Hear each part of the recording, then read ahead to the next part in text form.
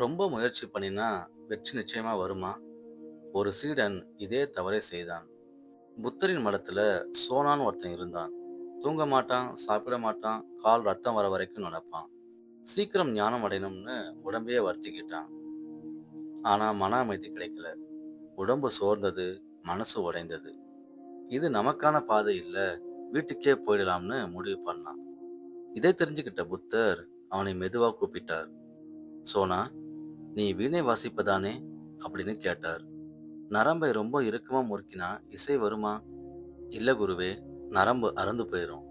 அப்போ நரம்ப ரொம்ப தளர்வா விட்டா சத்தமே வராது குருவே. அப்போ எப்ப இசை வரும்? அப்படின்னு கேட்டாரு. நரம்பு ரொம்ப இறுக்கமாவும் இருக்கக்கூடாது, ரொம்ப தளர்வாவும் இருக்கக்கூடாது. சரியான அளவுல இருந்தாதான் இனிய இசை வரும் அப்படின்னு அவன் சொன்னான். அந்த நொடியில சோனாவுக்கு புரிஞ்சது, பிரச்சனை தியானத்துல இல்ல, அவன் தீவிரத்துல தான் இருந்தது. உன் வாழ்க்கையும் அதே மாதிரி தான் சோனா. ரொம்ப கஷ்டப்பட்டா மனசு உடையும். ரொம்ப சோம்பேறியா இருந்தா வளர்ச்சியே இருக்காது. 2க்கும் நடுவுல ஒரு சமநிலையான வாழ்க்கையை வாழு. அப்போதான் ஞானம் பிறக்கும். சோனாவுக்கு புரிஞ்சது.